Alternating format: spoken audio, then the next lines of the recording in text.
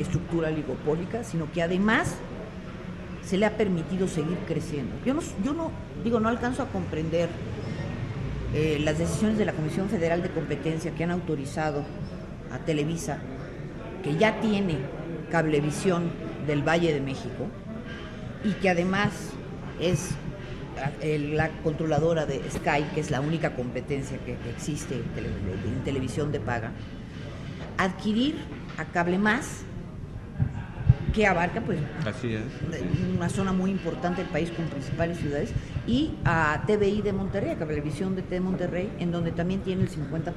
O sea, ¿cómo es posible que una comisión que está precisamente creada para evitar las concentraciones económicas haya autorizado que precisamente se diera esa concentración en un mercado en donde no existe otro competidor? Entendamos que lo que son las empresas de cable son monopolios en sus regiones. Son pequeños señores feudales en donde no entra nadie más que no sean ellos. Inclusive, recientemente en enero, la Comisión Federal de Competencia sacó una decisión en contra de todas las empresas cableras por prácticas monopólicas absolutas, porque había precisamente un acuerdo entre todas ellas de no competencia. Es decir, yo compito aquí en mi región, tú compites en él, pero tú no te metes y yo no me meto. O sea, precisamente se habían repartido el pastel. Pero aún así, y teniendo todas estas evidencias, Comisión Federal de Competencia, y sabiendo que existe Sky, le da a Televisa la posibilidad de comprar estas cableras, fortaleciendo aún más el control sobre los medios audiovisuales. ¿Qué es lo que tenemos que hacer? Pues, evidentemente, hay algo que no se ha considerado. Hoy por hoy la tecnología digital permite que a través de 8 kilohertz, que eran los que se usaban para transmitir un canal analógico, ahora tengas la posibilidad de transmitir 17 o los que fueran. Ya hay espacios, entonces se deberían lanzar licitaciones, se tiene la obligación de lanzar licitaciones para la posibilidad de que existan nuevas cadenas de televisión nacional que compitan con las actuales, quebrando en la parte de la televisión abierta el monopolio, y que también les permitan, obviamente, tener televisión de paga, y que esta televisión de paga pueda ser a través, sea de la instalación de cable, o sea a través satélite, para que puedan competir con Sky o con las cableras en su caso.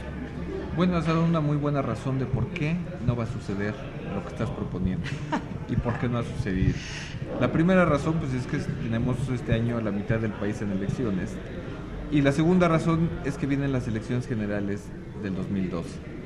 Así es. De tal manera que pues yo no le veo la intención a los políticos, a ninguno, de ningún partido, de pelearse con el gran monopolio. De tal manera que en este sexenio no veremos ningún cambio. Tú hablabas en alguna ocasión y hacías referencia a que el presidente estaba engañado. ¿Cómo se da tu paso del Servicio Postal Mexicano a la subsecretaría en la Secretaría de Comunicaciones y Transportes? Mi especialización, y realmente en lo que yo podía aportar más a mi país, era precisamente con toda esta experiencia y estos conocimientos que yo tenía de lo correspondiente, lo relativo a las comunicaciones en general.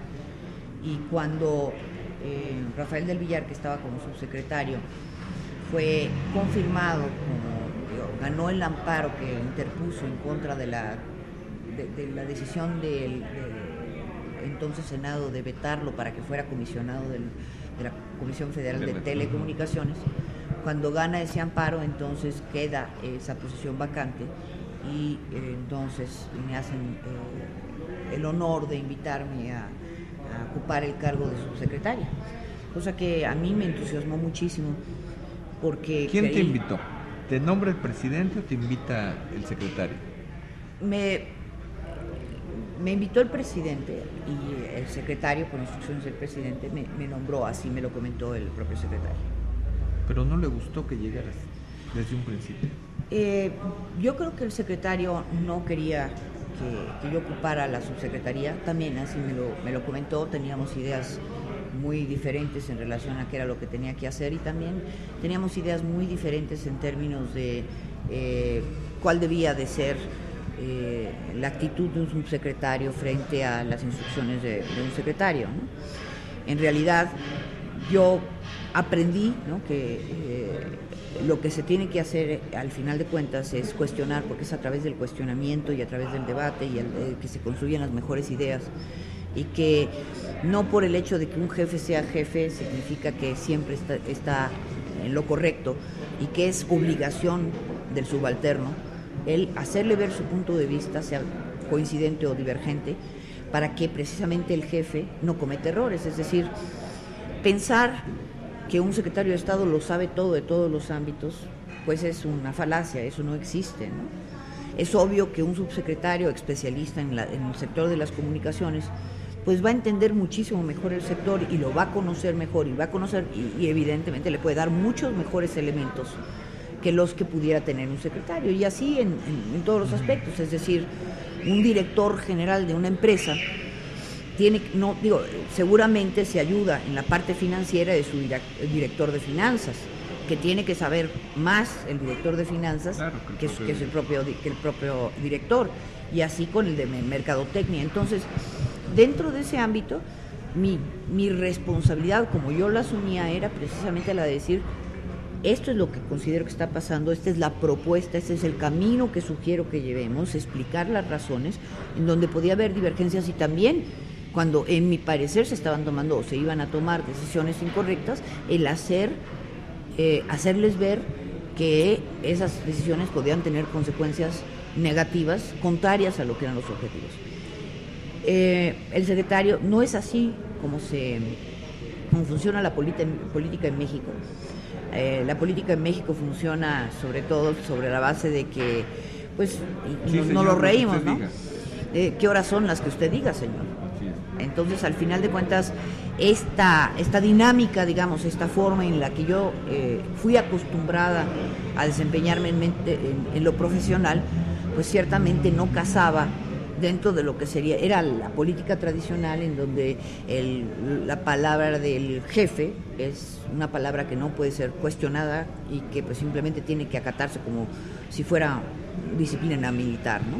Y eso pues definitivamente hizo que tuviéramos varios enfrentamientos. ¿Qué llevó a la ruptura final? Bueno, Luis Telles no te quería ahí, pero estabas por la voluntad del presidente y por la capacidad que te reconocía en el sector. Pero entonces te encontraste con intereses convergentes, no digo divergentes, entre el secretario y los monopolios, porque ya planteaste tu posición. De tal manera que eso te llevó a un enfrentamiento con el secretario, a lo cual no estarías acostumbrada porque traes una cultura de la empresa privada, de la iniciativa privada, de empresas de éxito. ¿Dónde se rompe la relación con Luis Telles? ¿Qué propuso él que te hiciera cambiar de opinión? ¿Cuál fue la ruptura?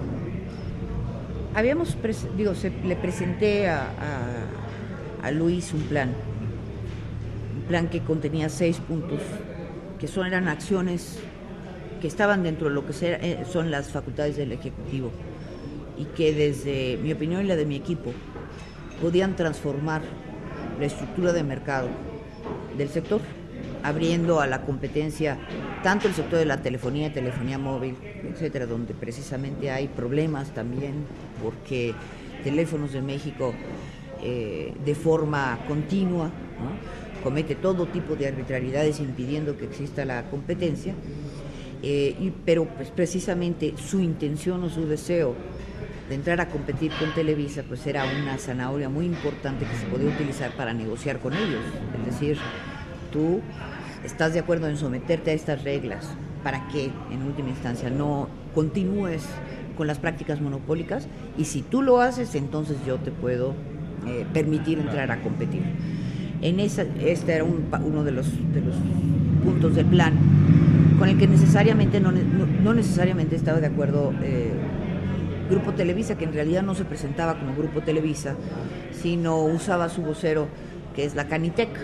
Canitec es la Cámara de la Industria Nacional de Televisoras por Cable, que son las que se oponen radicalmente y se han opuesto radicalmente a que a Telmex se le permite entrar a competir en televisión por cable. Pues es lógico, si ellos tienen el monopolio, pues no lo quieren perder. No, digo, es una situación normal. Desafortunadamente, esto que es tan entendible, es decir, si yo tengo un monopolio, ¿por qué le voy a dar permiso a otro entrar? ¿No? Ha sido utilizado y desvirtuado de tal manera que dicen, es que el monopolio de Telmex, ¿cómo me vas a poner a mí pequeñito a competir contra el monopolio de Telmex, ¿no? Cuando en realidad, digo, la Canitec, con el apoyo, y es Cablevisión, con todas las pequeñitas, es Megacable, o sea, no estamos hablando de ningunos empresarios que no tengan cómo defenderse, ¿no?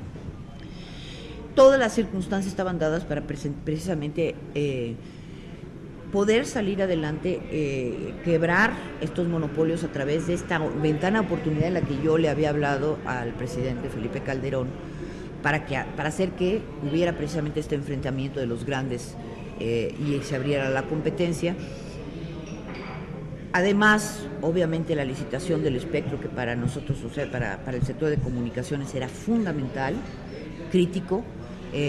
También, por ejemplo, la necesidad inminente de que México tenga una infraestructura de transmisión de datos, y me refiero a acceso a Internet de bandas anchísimas. Fíjate nada más, hoy estamos hablando de que cuando se está ofreciendo mucho, te están ofreciendo 5 megahercios para que puedas hacer transmisión de datos. Para ponerlo en perspectiva, ahora resulta que, por ejemplo, en Estados Unidos, cualquier oferta es de 50 megahercios por lo menos. ¿Cómo compites de 5 a 50, no?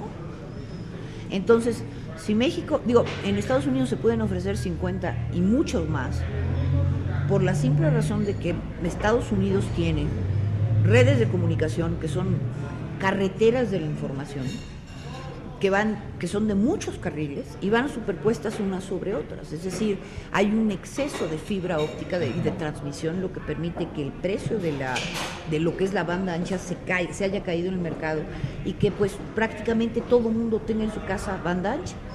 Aquí en México es que es imposible, es decir, tener banda ancha de 2 megahercios es bastante caro, y 2 megahercios la verdad es que no te los dan, pero ni yendo a bailar a Chalma. Es decir, si tienes suerte, estás en 256 kilohercios, es decir, una velocidad que Estados Unidos tenía hace 20 años, ¿no? O sea, estamos hablando de que México necesita una infraestructura que sea una infraestructura que compita con la de Telmex. Telmex tiene una red de fibra óptica en todo el país de 80,000 kilómetros. La siguiente red que existe en el país, en términos de tamaño, es la red de la Comisión Federal de Electricidad, que apenas tiene 21,000 kilómetros, es decir, una cuarta parte de la red de Telmex. Ahora, la red de Telmex tiene capacidades bastante grandes, no sé cuántos hilos de fibra óptica lleven las redes de Telmex, pero la de la Comisión Federal de Electricidad es una fibra, en el 60% de su red, la Comisión Federal de Electricidad tiene 36 hilos de fibra óptica. Curiosamente, se van a licitar apenas 2. Y lo sorprendente es que Comisión Federal de Electricidad dice, es que yo, como empresa, yo necesito y es indispensable y no puedo sobrevivir con menos de 6. La pregunta es, ¿y ustedes creen entonces que con 2 se satisfacen las necesidades de todo el país, del resto del país? Es una falacia, o sea, en realidad no podemos decir que se va a crear la infraestructura, las supercarreteras de información que México demanda, que compita con la de Telmex, que haga y presione a que Telmex haga sus inversiones para que esas redes funcionen a las velocidades que tiene Brasil, que tiene Argentina, que tiene Chile. Ya no nos comparemos con Estados Unidos, con la Comunidad Económica Europea, o con Asia, o con la India, con